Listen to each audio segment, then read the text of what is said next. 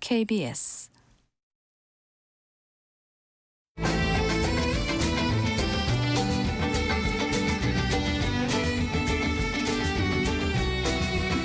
오늘을 함께하며 여러분의 내일을 응원합니다. 성공예감 이대호입니다.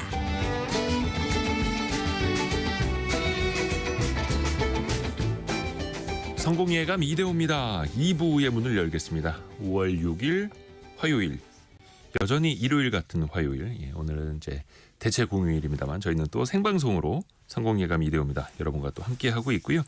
경제상식 퀴즈 내드렸던 것의 정답은 체코입니다. 체코. 한국수력원자력이 그 체코의 신규 원전 사업자로 최종 선정이 됐죠.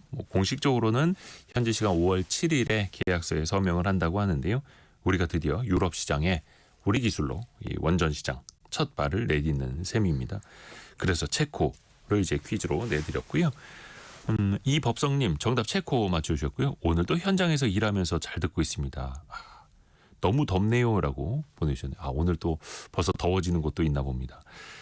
기온이 이제 서서히 또 올라가고 있죠. 그리고 9626님 체크무늬 바지 입고 방송 듣다가 정답 보냅니다. 전혀 상관은 없습니다만 어찌됐든 감사합니다.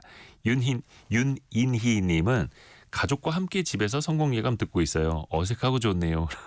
평소에는 혼자 들으시다가 오늘은 가족들이랑 다 같이 들으시는 좋은 방송이고 또 좋은 가족이십니다. 4445님이 아까 저 이걸 보고 깜짝 놀랐습니다. 체면을 생각해서라도 코 좀 그만 파세요. 이대호 기자님 이렇게 보내주셨어요. 그래서 내가 생방송 중 무의식적으로 코를 팠나 생각해 보니까 이행시 보내주셨던 거예요. 체코. 체면을 생각해서라도 코 좀 그만 파세요. 아까 보고 이거 깜짝 놀랐습니다. 어디 가서 써먹어야지. 나라 이름 두 글자로 이제 이행시 짓기 이런 걸로 써먹어야겠습니다. 오늘도 함께해 주셔서 감사합니다. 또 여러분의 실시간 의견 짧은 문자 50원 긴 문자 100원이 드는 샵 9730이나 KBS 콩이 계속 열려 있으니까요. 여러분의 의견도 계속해서 보내주십시오. 아마 2부 이 이야기 듣다 보면은 궁금하신 게 또 많이 생기실 거고 아마 또 화나시는 분들도 계실 텐데요. SK텔레콤의 그 유심 해킹 사태입니다. 그 파장이 지금 3주째 이어지고 있습니다. 일단은 100만 명 정도가 유심을 교체했다라고 하고요. 거의 2천만 명 가까이 유심 보호 서비스를 가입을 했다라고 하는데요. 과연 안심할 수 있을까요? 또 불안감은 여전한데 또 그 너무 과장된 정보도 많다고 합니다. 팩트체크를 같이 한번 해보시죠. 고려대학교 정보보호대학원 김승주 교수와 함께합니다. 안녕하세요 교수님. 네, 안녕하십니까. 외람됩니다만 혹시 교수님은 어떤 통신사 쓰고 계세요? 한숨 쉬시는 거 보니까. 저는 SKT에서 한 번도 바꿔본 적이 없습니다. 그래요? 그러면 이번에 어떻게 유심을 바꾸셨나요? 어떻게 대응하셨어요? 아니요, 유심 보호 서비스만으로도 네네네. 현재로서는 충분하고요. 일단 신청은 해놨으니까 저는 제 신청은? 차례 기다려서 천천히 유심 교체를 하려고 계획 중입니다. 근데 내 차례까지 아직 유심 교체 차례가 오지 않았다고 해서 발을 동동 구를 필요는 없다는 건가요? 네, 일단 국내에 거주하고 있는 한은 예. 유심 보호 서비스만으로도 충분한 효과를 거두실 수 있고요. 예. 이제 문제는 해외에 나가시는 분들이세요. 왜냐하면 현재 유심 보호 서비스와 로밍 서비스가 맞아요. 동시에 작동되지 않습니다. 이렇게 동시에 작동되지 않는 이유는 로밍 서비스라고 하는 건 해외 기지국을 같이 공동으로 활용하는 서비스거든요. 그러려면 해외 기지국에서도 이 국내 유심보호 서비스와 연동시켜주는 그런 어떤 작업들이 필요합니다. 예. 그래서 SK텔레콤은 그 작업도 5월 중에 마무리하겠다. 그래서 5월부터는 유심보호 서비스와 로밍 서비스가 공동으로 동작되도록 하겠다 이렇게 발표를 했습니다. 그런데 그렇게 될 때까지는 해외에 나가시는 분은 우선적으로 유심 교체를 하시는 게 좋고요. 예. 국내에 계시는 분은 유심 보호 서비스를 이용하시는 게 좋습니다. 또 얘기하시면 답답한 소리 하고 있네. 유심이 지금 없는데 어떻게 교체 이러실 수 있잖아요. 그럴 수 있죠. 최신형 폰들은 예. eSIM이라고 하는 걸 지원합니다. 이게 임베디드 유심이래서 네. 어떤 소프트웨어 형태의 유심이라고 생각하시면 됩니다. 네. 그래서 T월드, SKT 홈페이지에 가보시면 현재 내 휴대폰이 이심 서비스를 지원하느냐 안 하느냐, 또 이심 서비스를 지원한다라면 인터넷을 이용해서 어떤 식으로 교체할 수 있는가, 이런 걸 상세히 안내해 놓고 있으니까 그거 만약에 급박하게 해외에 나가신다라면 그 이심 서비스를 이용하시는 것도 답일 수 있겠습니다.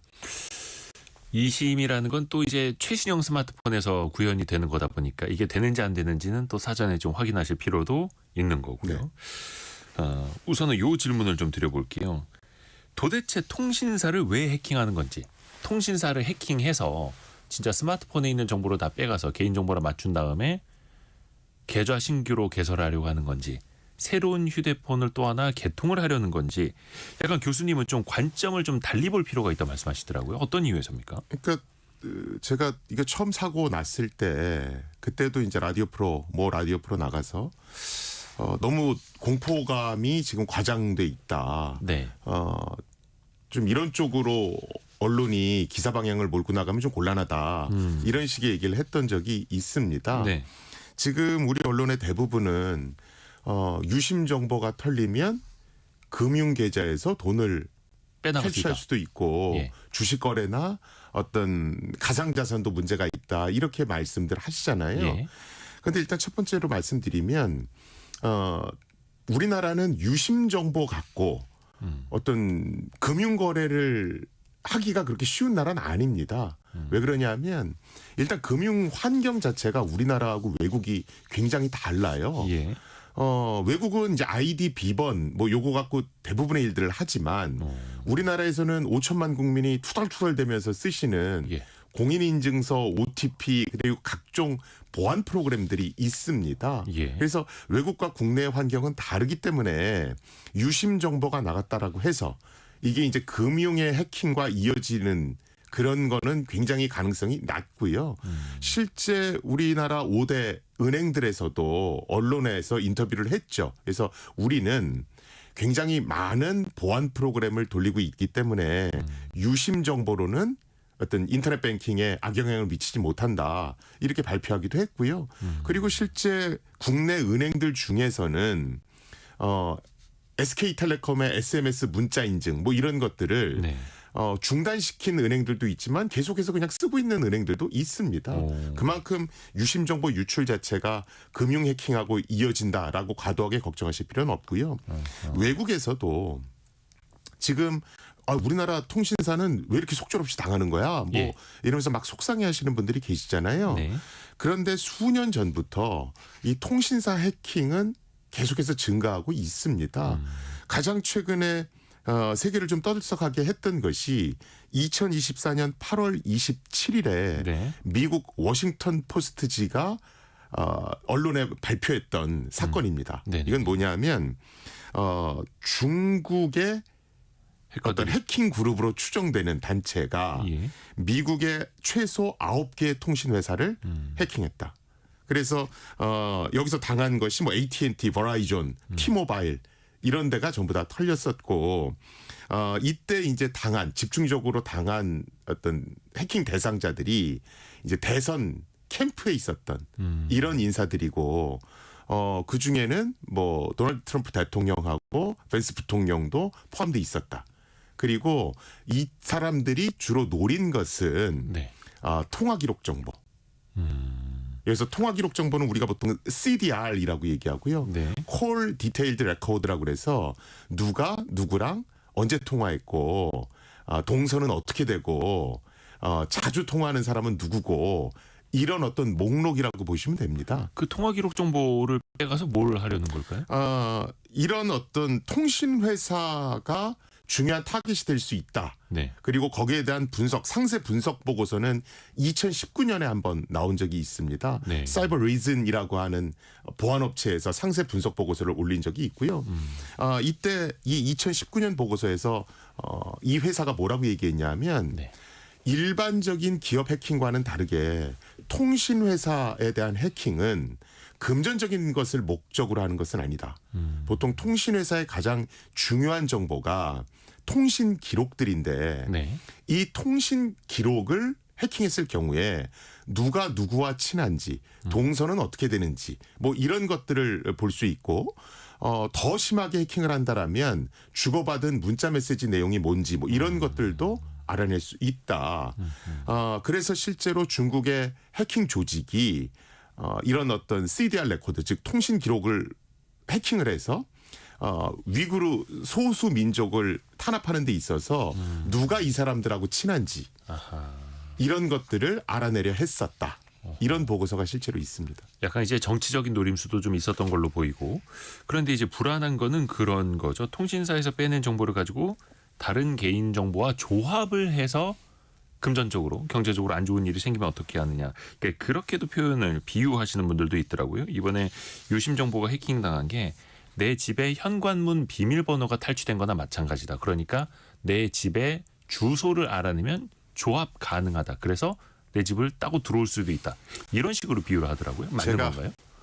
제가 이 답변을 정말 많이 해서 제일 많이들 궁금해하세요. 오늘 이제 또 하는데요. 네. 이제 이런 거죠.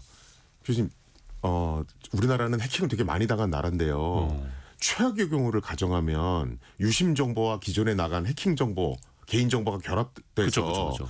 인터넷 뱅킹을 결혼할 수 있지 않을까요? 뭐 질문의 요지는 대략 이런 겁니다. 네네네. 그럼 제가 항상 거꾸로 어떻게 여쭤보냐 하면, 자, 그럼 최악의 경우를 제가 한번 가정해 보겠습니다.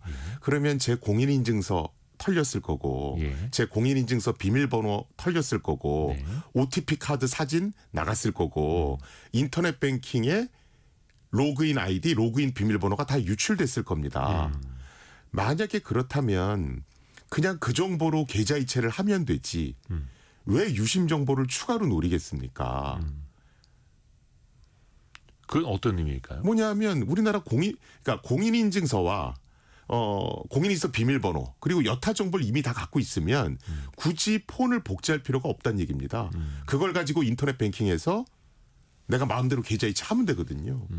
그러면 또 그러시죠. 그럼 공인인증서까지는 안 나가고요. 그냥 개인정보 정도 나가면 어떡할까요? 또 이렇게 물어보세요. 그럼 제가 그러면 주식거래나 인터넷 뱅킹 중에 공인인증서랑 OTP 카드 안 쓰는 그런 계좌이체가 있으면 저한테 좀 알려주십시오. 그래서 우리나라는 유심 정보 정도 나갔다고 그래서 계좌이체로까지, 즉 금융 해킹으로까지 연결시킬 수는 없습니다. 이렇게 대답을 합니다. 이번에 조금 이제 보도가 많이 된 사례기는 합니다만, 부산 지역에서 휴대전화가 먹통된 다음에 5천만 원이 이체된 사례가 있다. 이런 것도 보도가 많이 되지 않습니까? 그것도 저한테 인터뷰 왔을 때 이거는 유심 정보 탈취하고는 상관이 없을 겁니다. 만약에 기사를 연계해서 쓰시면 오버가 될 수 있습니다. 말씀을 드렸었고. 하지만 대다수 언론에서 기사는 나갔고요. 그러고 있다 경찰청에서 발표 났죠. 이것은 유심 정보 탈취하고는 상관이 없고 스미싱 공격에 당한 거다. 문자 메시지에 URL 잘못 눌렀다가 부고 문자가 날아갔는데 그 URL을 눌렀고, 그래서 그 휴대폰에 악성 코드가 설치됐었고, 그것이 금전적 탈취까지 연계된 것이지 유심 정보 탈취하고는 상관이 없다. 이렇게 보도가 났습니다. 일단 이제 불안한 거는 사실이지만 여러 가지 개인 정보들을 조합을 한다고 해서 뭐 계좌 정보나 이런 거 털어갈 수 있는 거는 또 아니다라고 또 보시는 측면이고, 정지웅 님도 그렇고 지금 많은 분들이 그걸 이제 제일 걱정하시는 것 같아요. 그러니까 비유를 좀 하자면 자전거 도둑이 뭐 자전거 이제 본체 잠가 놓으면 바퀴만 빼가고, 바퀴를 잠가 놓으면 본체를 떼가고, 안장도 떼가고, 핸들도 떼가서 조합을 해서 자전거 한 대 만들 수 있는 거다라는 거랑은 완전히 다른 개념이라고 봐야 될까요?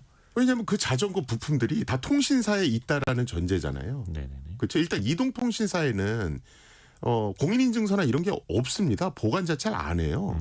그러니까 많은 분들이 이제 조금 착각하시는 것 자체가 공인인증서를 유심에 저장할 수 있는 그런 서비스가 있긴 합니다. 네. 그런데 그건 내 휴대폰에 있는 유심에 저장을 하는 거지 이동통신사에 저장을 하는 게 아닙니다. 그래서 이동통신사가 털린다라고 그래서 공인인증서나 OTP 카드 같은 정보가 나가는 건 아닙니다. 조금 이제 어렵기는 합니다만, 그 민관합동조사단이 그 1차 조사 결과 발표를 한 게 가입자 전화번호, 가입자 식별키 등 유심복제에 활용될 수 있는 4종이 유출됐다라고 밝혔어요. 그런데 이게 좀 어렵기는 합니다만, 가입자 식별키 IMSI는 이번에 유출이 됐는데 IMEI라고 하는 기기 고유 번호, 뭐 네. 단말기 고유 식별 번호는 또 유출이 안 됐다고 해서 네. 이것까지 이제 조합은 될 수 없다라고 보는 측면이 있습니다만 이게 어떤 차이가 있는지 좀 쉽게 설명 좀 해주세요. 일단은 IMSI 네. 가입자 식별 번호는 그냥 로그인 아이디 같은 거라고 생각하시면 됩니다. 근데 이게 홍길동인지 이대호인지는 안 나와 있고 번호나 일련 번호입니다. 일련 번호로. 예, 그런데 통신사는 그 일련 번호가 누군지를 알고 있죠. 그래서 일단은 일련 번호는 일종의 아이디 같은 거라고 생각하시면 되고요. 네. 인증 키라고 하는 건 일종의 비밀번호라고 생각하시면 됩니다. 네. 그다음에 아까 IMEI라고 하는 기기 식별 번호는 네. 우리가 뭐 PC의 맥 주소 뭐 이렇게 얘기하듯이 예. 그냥 기기에 부여된 일련 번호입니다. 그래서 내가 휴대폰으로 통화를 하려고 그러면 네. 기본적으로 내 휴대폰 유심에 있는 가입자 식별 번호, 네. 그다음에 인증 키 값이 통신사로 날아갑니다. 그래서 통신사가 이 사람 아이디가 이거 맞아? 비밀번호 이거 맞아? 그거 확인합니다. 네. 그다음에 내 휴대폰에 있는 기기 식별 번호가 또 날아갑니다. 네. 그래서 기기 식별 번호 이거 맞아? 이거 블랙리스트에 오른 거 아니야? 이걸 확인합니다. 네. 왜냐하면 분실된 휴대폰이 있을 수 있으니까. 네. 네. 그래서 이 세 가지가 다 일치하면 통신이 연결되는 겁니다. 그런데 지금 SK텔레콤이 조사를 해봤더니 네. 해커가 악성 프로그램을 심어서 가입자 식별번호 아이디에 해당하는 네. 가입자 식별번호와 비밀번호에 해당하는 인증키는 털어갔다. 그런데 기기 식별번호는 다른 서버에 저장이 있기 때문에 이건 못 털어갔다. 이렇게 얘기하고 있는 겁니다. 그러니까 이게 우리가 온라인 사이트 여러 가지 이제 쓰면서도 아이디와 비밀번호가 유출됐습니다라는 건 정말 많이 들어보지 않았습니까? 근데 그것만으로 다른 이제 문제가 생기지는 않듯이 이거 역시 마찬가지라고 보면 될까요? 근데 예를 들어서 그 같은 거를 또 도용을 할 수는 있는 거죠. 예를 들어서 본인이 뭐 여러 가지 인터넷 사이트에 같은 아이디, 같은 비밀번호를 썼을 때 문제가 될 수 있는 것처럼. 하지만 뭐 우리가 통신사를 또 여러 개 쓰는 거는 아니고 이거는 통신사별로 어떤 조합에 따라서 또 보관을 하는 거죠. 그러니까 보통은 가입자 식별번호랑 예. 인증 키 값을 탈취하면 예. 그 유심을 복제할 수가 있습니다. 우리가 심 클로닝 이렇게 얘기하고요. 네. 뭐 언론에서는 심 스와핑이라고 얘기하지만 이건 틀린 용어입니다. 심 복제, 심 클로닝 이렇게 얘기해야 되고요. 유심 복제. 네. 유심을 복제하면 김승주의 유심이 네. 또 하나 생기는 거죠. 그걸 제일 이제 걱정을 하시는 그렇죠. 거죠. 그러면 김승주의 유심을 공기계에 꽂습니다. 예. 공기계에 꽂으면 네. 김승주한테로 날아가야 될 문자 메시지라든가 네네네. 김승주한테 와야 돼 연결돼야 될 통화 같은 게 예. 해커의 폰으로 연결되는 겁니다. 그리고 과금은 전부 다 저한테 청구되는 겁니다. 그걸 제일 지금 걱정하는 거죠. 그렇죠. 예. 그런데 이 문제 때문에 SK텔레콤이 유심 보호 서비스라는 걸 내놨죠. 이 유심 보호 서비스는 뭐냐면 지금 김승주란 사람은 이런 단말기 번호를 쓴다. 이게 통신사에 그 정보가 있습니다. 근데 유심 보호 서비스에 가입하면 단말기를 변경 못하게 하는 겁니다. 그러니까 우리가 왜 기기 변경할 때 네. 지금 이제 되게 자유로워진 것처럼 내가 쓰던 유심만 다른 핸드폰에 꽂았다가 한번 껐다 켜면은 바로 여기에서 쓸 수 있게 되는 건데 근데 유심 보호 서비스를 가입을 하면 그게 안 된다는 안 거예요. 되는 거죠. 그래서 해커가 유심을 복제했다 하더라도 그걸 자기 공기계 같은 데 꽂을 거 아니에요. 네. 꽂아봤자 이 단말기 번호는 등록된 게 아닙니다. 이러면서 차단된다는 겁니다. 그래서 그 시도 자체를 원천 차단할 수 있는 게 유심 보호 서비스라는 맞습니다. 거고 다만 그러면 유심 보호 서비스를 가입한 사람은 기기 변경을 할 때 좀 불편할 수는 있겠네요. 그러면 유심 보호 서비스를 또 해제해야 되고 일시적으로. 그렇죠. 그다음에 또 기기를 바꾼 다음에 다시 또 유심 보호 서비스를 가입해야죠. 그래서 일단은 국내에 계시는 분들은 유심 보호 서비스부터 먼저 가입하시고 그다음에 본인 순서가 오시면 신규 유심으로 교체해서 가입자 식별 번호와 인증키를 아예 새 것으로 바꾸시기 바랍니다. 이렇게 얘기하는 겁니다. 조금 시간은 걸리더라도 그렇죠. 다만 이제 그 사이에 유심 보호 서비스로 막을 수 있다라는 말씀이시고 그러면 기기 변경을 할 때 유심 보호 서비스를 잠깐 해제했다가 다른 걸로 이제 옮겨서 꽂고 전원 한번 껐다 켜는 사이에 어떤 문제가 발생할 확률도 있을까요?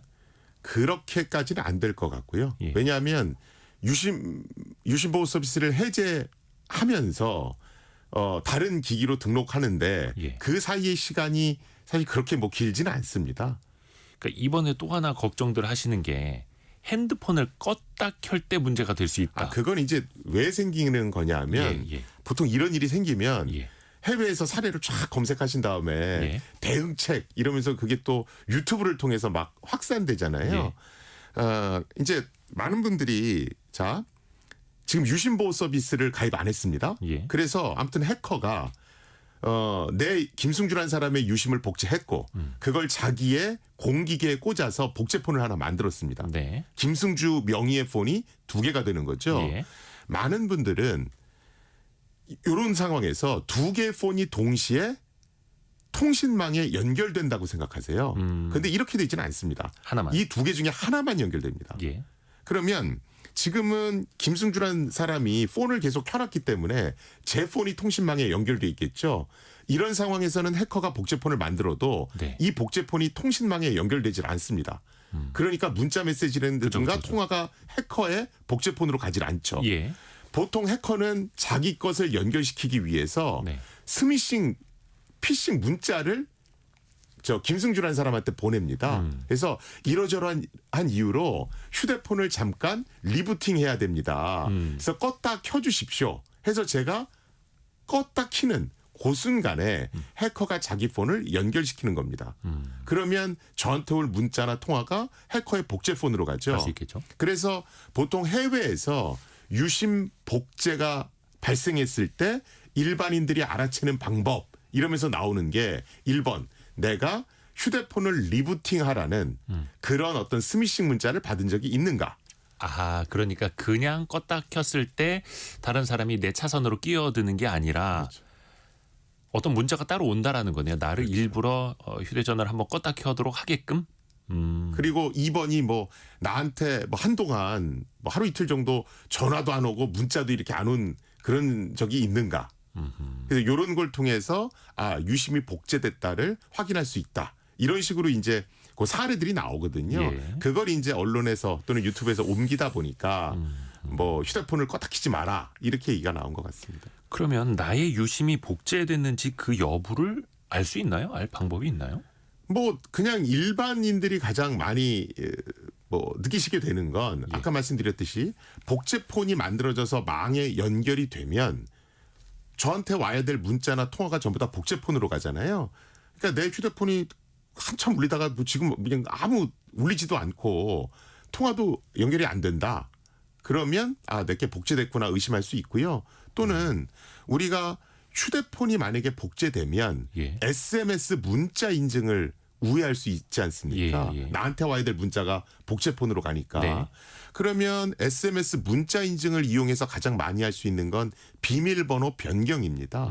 그래서 내가 들어가는 포털 사이트나 뭐 이런 어떤 이메일 서비스 같은 데서 비밀번호가 변경돼 있더라. 나는 네. 바꾼 적이 없는데 그러면 내 유심이 복제된 것 같은데 복제폰이 만들어진 것 같은데 이렇게 한번 의심을 해보실 수는 있을 것 같습니다. 근데 그거는 이제 사후 그렇죠. 나중에 알게 되는 걸 테고요.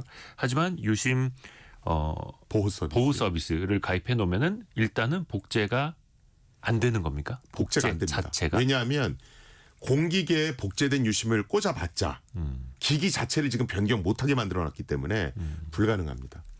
일단은 그거부터는 반드시 또 해 두셔야 된다라는 거고. 그래서 SK텔레콤 한 2,300만 가입자 중에 한 2천만 명 가까이가 유심 보호 서비스를 지금 가입을 했다라고 하는 거고요. 또 요거를 노린 그 스미싱도 기승이라 하더라고요. 네. 뭐 여러분이 그 뭐였더라? 주문하신 유심이 도착했습니다. 네, 네, 유심을 네. 받으시려면 아래 주소를 클릭하세요. 그거 조심하시라고 또 SK텔레콤에서 보도자를 냈더라고요. 그래서 지금 SK텔레콤이 얘기한 건 네. SK텔레콤이 보낸 문자 메시지는 보낸 전화번호가 114입니다. 예. 그래서 보낸 전화번호가 114가 맞는지 확인하시고요. 예. 그다음에 SK텔레콤도 공식적으로 얘기했지만 SK텔레콤에서 이번에 유심 관련해서 보내는 문자 메시지에는 URL 즉 인터넷 주소가 첨부돼 있지 않습니다. 그러니까 SK텔레콤입니다. 이번 사태 관련해서 뭐 보호받으시려면 이 URL을 접속하세요. 이거 다 가짜라는 그렇죠. 거. URL이 첨부돼 있으면 다 가짜라고 보시면 됩니다. 세상에 이렇게 나쁜 사람이 왜 이렇게 많습니까? 이거. 참. 또 하나가 유심 포맷도 대안으로 떠오르더라고요. 그러면은 이거는 유심 교체가 아니라 유심 포맷만 하면 되는 건지 그리고 이거는 어떻게 되는 건지 또 그 유심 초기화라는 기능도 있긴 하던데 그거랑 뭐가 다른 건가요? 이건 그냥 뭐 비슷하다고 보시면 됩니다. 그냥 유심 재활용 서비스라고 보시면 되고요. 네. 지금 하드웨어 유심 칩 자체가 지금 부족하잖아요. 네네네. 그렇죠? 네. 그러니까 내 휴대폰에 있는 유심 칩을 네. 재활용하는 겁니다. 그래서 예를 들어 내가 대리점 가서 예. 아유 저 새로운 신규 유심 칩을 주실 필요는 없고요. 제 폰에 유심 칩이 이미 꽂혀 있으니까 네. 이것을 포맷한 다음에 새로운 가입자 식별번호랑 인증키를 여기 넣어주세요. 이렇게 요청하는 게 이제 유심 포맷, 유심 재활용 서비스입니다. 그러니까 마치 USB 메모리 카드를 포맷해서 쓰듯이 그 비슷한 겁니까? 그렇죠. 그런데 이용자분들께서 댁에서 이걸 하실 수는 없고요. 일단 대리점은 방문하셔야 됩니다. 그리고 지금 이런 것 관련한 소프트웨어를 또 대리점에 보급을 해야 되기 때문에 SK텔레콤이 준비 중에 있는 것으로 제가 당장 되는 거는 아니고 네. 그러면은 유심 포맷을 할 수 있다면 굳이 유심 뭐 2천만 개 준비할 때까지 기다리지 않아도 되는. 그렇죠. 근데 그런데 효과는 똑같은 겁니까? 그렇죠. 그런데 뭐 효과는 똑같은데 또 그냥 막연하게 뭐 있는 거 그냥 또 재활용한다 그러면 또 찜찜해 하시는 분들이 그쵸. 있을 수 있죠. 저거 SK텔레콤이 예산 아끼려고 하는 꼼수 아니냐 또 이런 비판도 있고. 그런데 효과는 동일합니다. 효과는 동일하다. 근데 다만 유심 포맷하려면 대리점을 방문을 해서 시스템 매칭 작업을 해야 하고 그 소프트웨어가 대리점들에 다 전해지기까지는 좀 시간이 걸릴 수는 있다. 그리고 지금 유튜브에서 되게 잘못 나오는 얘기 중에 하나가 네. 유심의 핀 번호를 설정하세요. 뭐 이런 얘기도 또 되게 많이 나옵니다. 유심에도 비밀번호가 있지 않습니까? 네네. 그 휴대폰에서 본인이 직접 비밀번호 설정하실 수 있거든요. 예. 근데 이 유심 핀 번호 설정 서비스, 유심 비밀번호 설정 서비스는 뭐냐 하면 네. 예를 들어 제가 휴대폰을 놨는데 예. 누군가 해커가 내 휴대폰에 물리적으로 접근해서 제 휴대폰에서 물리적으로 유심을 탈취해 갈 수 있지 않습니까? 그 뭐 바늘 같은 거 꽂아갖고 유심 빼가는 그렇죠. 거예요? 그렇죠. 예, 예. 이걸 막기 위한 겁니다. 아. 그래서 유심 비밀번호를 등록해 놓으면 예. 물리적으로 빼가도 이거를 공기계에 꽂을 때 비밀번호가 뭡니까 물어보고 비밀번호 일정 횟수 이상 틀리면 유심이 잠겨버립니다. 아하. 그런데 이 유심 핀 번호, 비밀번호 설정 서비스는 이번 사태하고는 아무 상관없습니다. 그거는 말 그대로 이제 휴대전화 자체를 도둑 맞았을 때. 그렇죠. 아니면 그거를 유심만 도접. 유튜브에서 이제 그런 어떤 방송이 좀 나간 다음에 예. 그거 설정하셨다 비밀번호 잊어버리셔서 벽돌폰 되는 경우가 꽤 있고 그 문의가 또 꽤 많이 들어오는 걸로 제가 알고 있습니다. 네 자리 숫자더라고요. 맞습니다. 네. 그러니까 지금 이 사태 아니었으면 유심에도 비밀번호가 있다라는 거 아마 대부분 모르셨을 거예요. 저도 찾아보니까 그냥 0000 돼 있더라고요. 네, 맞습니다. 그래서 이제 그걸 바꿔놓기는 했습니다만 저도 근데 그거는 물리적으로 이 유심을 잃어버렸을 때를 대비한 거다. 바꿔놓으셨으면 그거 잘 기억하셔야 됩니다. 또 하나 이거 잘못된 정보인데 하는 것들 또 있습니까? 이거 되게 많네요. 그다음에 또 하나 그 명의도용 서비스를 가입하라. 예. 이런 얘기들이 있어요. 명의도용 차단 서비스. 네. 저도 그거 패스 앱 통해서 하려다가 예. 사람들이 너무 많이 몰려갖고 그러니까 아직도 이 못 하고 있어요. 명의도용 차단 서비스는 예. 예를 들어 여러 가지 일들 할 때 김승주란 사람의 명의를 신분증 확인도 하고 뭐 이럴 때 있잖아요. 네네네. 그럴 때마다 이렇게 알림을 주는 겁니다. 그래서 이번 사건하고는 또 상관이 없습니다. 근데 어찌됐든 간에 지금 이게 뭐 자라보고 놀란 거 같으면 소뚜껑 보고 놀란다고 할 수 있는 거 이참에 다 해놓자 거의 이런 거 아닙니까? 그러니까 뭐 명의도용 서비스도 그렇고 여러 가지 것들을 해놓으셔서 나쁠 건 없어요. 네네네. 그러니까 뭐 저는 유심의 핀 번호도 설정돼 있고요. 명의도용 서비스 뭐 이런 것들도 뭐 지금은 안 하지만 예전에는 가입해서 사용했던 적도 있고 뭐 그렇습니다. 근데 문제는 인터넷에 있는 서비스라고 하는 게 계속 무료일 수가 없거든요. 언젠가는 유료로 전환될 수도 있고 아하하. 또 핀 번호 같은 이런 것들은 잊어버리시면 또 곤란할 수가 있거든요. 그래서 그때 했다가 이제 유심의 핀 번호 설정했다는 걸 잊어버리시는 경우가 생길 수도 있어요. 그런데 나중에 그러다 보면 비밀번호 잠겨서 벽돌폰 된다거나 아니면 무료 서비스가 또 유료 서비스로 갑자기 바뀌어서 난처한 일을 당하실 수도 있거든요. 아하. 그래서 제가 조금 신중하게 서비스에 가입하실 필요가 있습니다. 이렇게 말씀드리는 겁니다. 김학연님이 질문 주셨는데 휴대전화로 금융거래 자체를 한 이력이 없거나 지금도 안 하고 있으면 큰 문제가 없나요? 이렇게 보내주셨는데 이거는 또 본인이 어떤 서비스를 어떻게 설정했느냐에 따라서 또 달라질 수 있겠죠. 그렇죠. 그리고 뭐 웹브라우저를 이용해서 PC를 이용하신다 하더라도 네. 우리가 비밀번호 변경할 때는 휴대폰 SMS 문자 인증을 이용하는 경우가 있거든요. 그렇죠. 예. 근데 그래서 이제 유심보호 서비스에는 가입해 두시는 게 좋겠습니다. 이렇게 얘기를 하는 겁니다. 이게 사실 우리가 보안의 정도를 이제 등급을 높이면 한쪽에서는 또 불편해지는 게 사실이고, 그렇죠. 어느 정도 또 불편하면 또 감수를 해야 하는 거고요. 또 이거 편리함과 보안의 등급을 또 우리가 바꾸는 경우도 굉장히 많지 않습니까? 이것도 우리가 더 신경을 좀 써야 될 테고. 일단 이번에 SK텔레콤에서 빠져나간 그 정보가 9.7GB. 네. 이게 문서 파일로 환산하면 약 270만 쪽에 달한다고 합니다. 그게 이제 뭐 보통은 네. 야 이렇게 많은 정보가 털렸으니까 다른 게 있는 거 아니야? 뭐 이러시는데 예. 일단은 해커가 정보를 가져갈 때 네. 그 근처에 있는 데이터까지 싹 다 그냥 가져갑니다. 그래서 일단 지금 공식적으로 확인된 예. 그러니까 정부와 SK텔레콤과 또 여러 가지 보안 전문가들이 민관 합동 조사단이라는 걸 꾸렸습니다. 예. 여기서 공식적으로 발표된 건 가입자 식별번호 IMSI와 인증 키값 그리고 운영에 필요한 정보가 나간 겁니다. 네. 그래서 일단은 그냥 알기 쉽게 가입자 식별번호와 인증 키값만 지금 일단 나갔다. 이렇게 보시면 되고요. 그럼 이게 다냐? 그건 모릅니다. 왜냐하면 보통 이런 일이 딱 발생이 되면 그 안에 있는 서버들을 전수조사합니다. 네. 그래서 지금 통신사에는 가입자 식별번호, 기기 식별번호는 분리돼서 보관돼 있습니다. 아, 원래 그렇게 하도록 돼 있나요? 그게 음성망이냐, LTE망이냐, 5G망이냐 뭐 이런 거에 따라 약간 다르긴 합니다만 네. 일단 지금 문제가 된 시스템에 있어서는 IMEI 값과 네. 그다음에 가입자 식별번호는 분리돼서 보관돼 있고요. 그다음에 어떤 주민등록 번호라든가 뭐 계좌번호 뭐 이런 것들도 다른 곳에 또 분리돼서 보관돼 있습니다.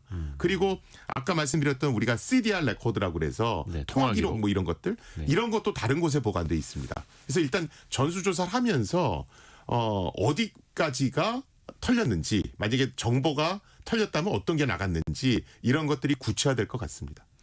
김진희님이 머리 아프시다고. 이게 어려운 전문 용어들도 많이 나오고 복잡하고 일단 또 한쪽에서는 속이 상하고 김나경님은 저는 통신사 이동했어요 불안해서 이렇게.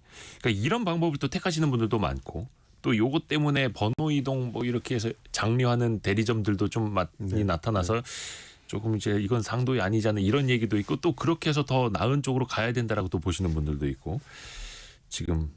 혼탁한 그런 또 영업 양태도 또 나타나고 그러니까 있습니다. 많은 지금 이용자 분들이 불안해하시는 게 사실은 뭐 업체의 초기 대응이 약간 좀 미스가 있었다. 그래서 그런 것 때문에 실망감도 있고 불안해하시는 면도 없지 않아 있습니다.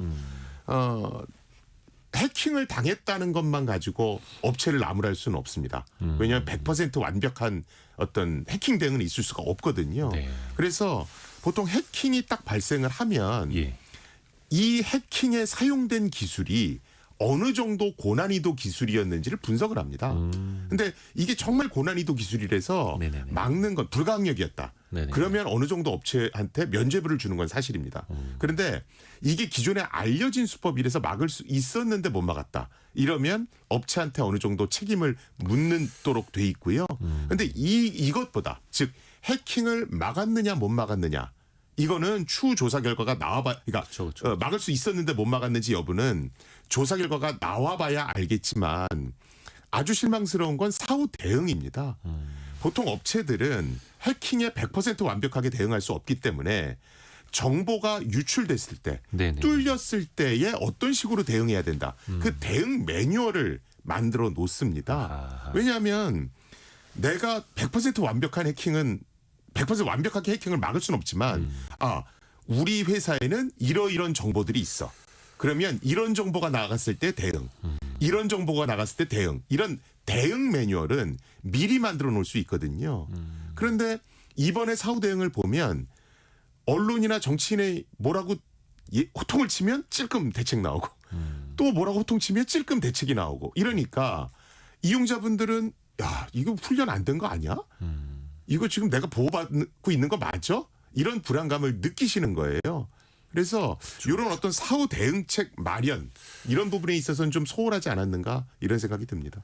이걸 이제 다른 통신사뿐만 아니라 다른 대기업들도 똑같이 이제 보고 타산지석 삼아야 될 테고요. 근데 이번에 보니까 좀 한참 뒤에 나오긴 했습니다만 KT나 LGU 플러스에서 자기네 유심을 좀 지원하겠다. 물론 과기정통부에서 먼저 요청을 하긴 했다고는 합니다만 이게 그러면 통신 3사 유심이 원래 호환이 가능한 겁니까? 그러니까 원래는 하드웨어 칩이니까 예. 그 유심 노란색 칩이요. 예. 그거는 표준 규격이 있습니다. 예. 그래서 하드웨어 칩 자체는 그 규격에 따라서 나온다라고 보시면 되고요. 그 유심 안에는 어느 국가냐, 통신사는 뭐냐, 네. 그리고 일련 번호가 들어갑니다. 네. 보통 이제 예를 들어 뭐 KT 대리점에 갔다. 네. 그러면 그 KT 대리점에서 파는 유심 칩 안에는 네. 한국, 그다음에 KT 여기까지는 들어가 있는 겁니다. 아하. 그리고 이제 나머지 일련 번호 집어넣는 거거든요. 네. 근데 이제 다른 이동통신사에서 우리 유심을 지원하겠다라는 건 그 통신사 번호라든가 이런 것들 지우고 거기다 SKT라고 쓰고 뭐 이렇게 저 서비스 가입자에게 제공할 수 있는 그런 협조를 하겠다. 그 얘기라고 보시면 됩니다. 질문하셨으니까 또 요새 유심 칩이 풍기니까 예. 그 칩 자체를 인터넷에서 구매하시는 분이 계세요. 예, 맞아요. 편의점에서도 예, 판매하고 그런데 하니까. 그거 그렇게 함부로 구입하시면 안 되고요. 아.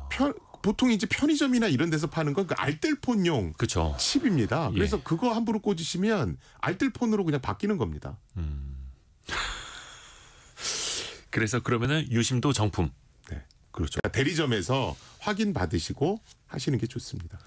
아이고 참 이게 어려운 세상입니다. 조심해야 되는데 다시 또 그럼 근본으로 올라가 볼게요.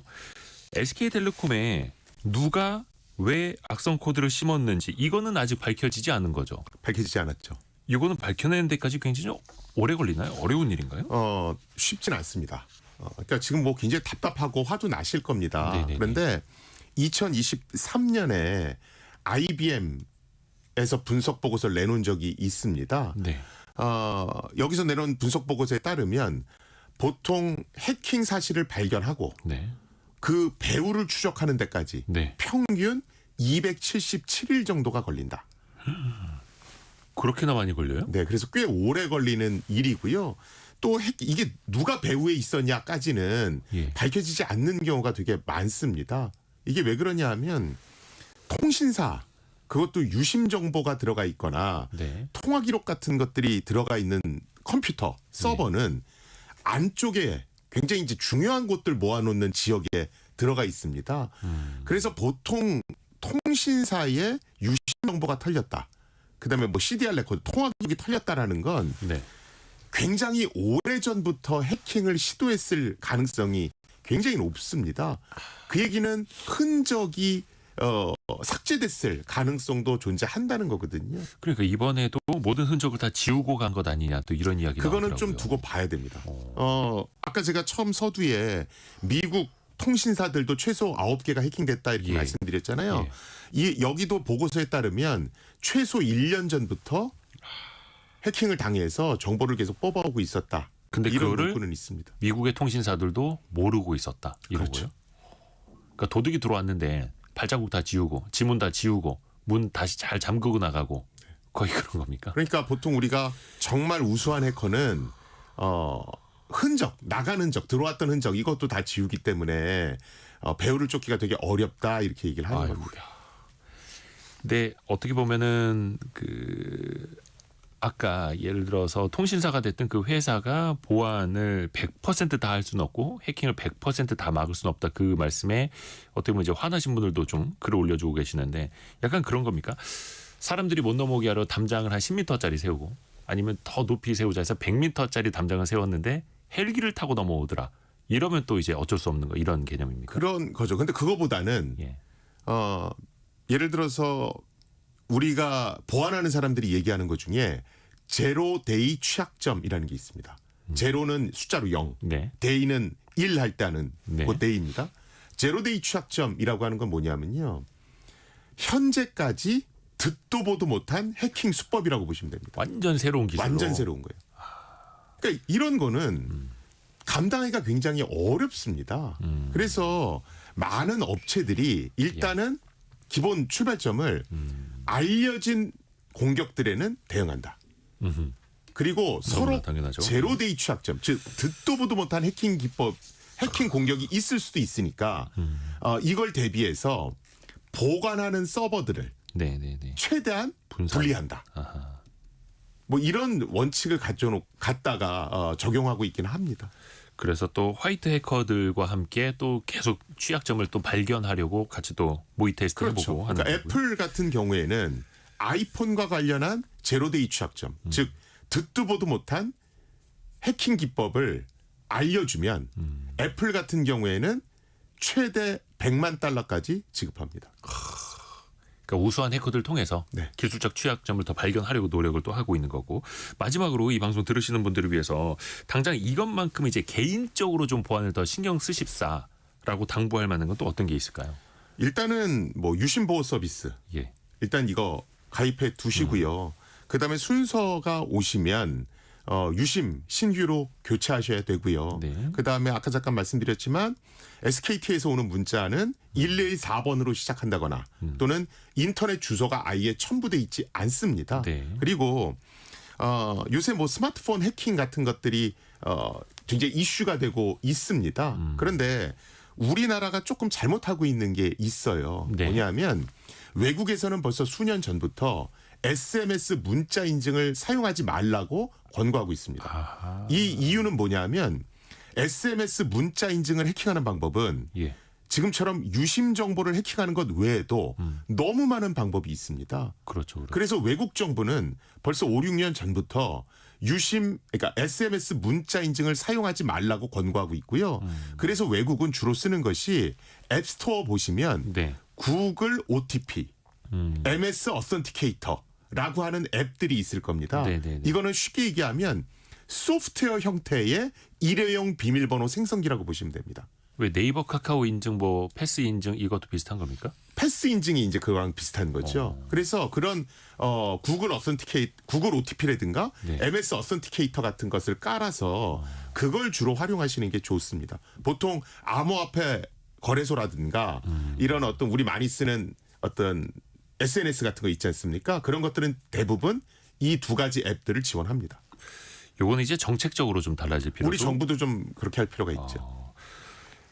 입체적으로 오늘 들어봤습니다. 조금 어렵기는 했습니다만 제도적으로도 또 기업도 그렇고 나 스스로도 그렇고 다 같이 또 노력을 해야겠네요. 고려대학교 정보보호대학원 김승주 교수와 함께했습니다. 고맙습니다. 네, 감사합니다. 라디오 정보센터 다녀옵니다.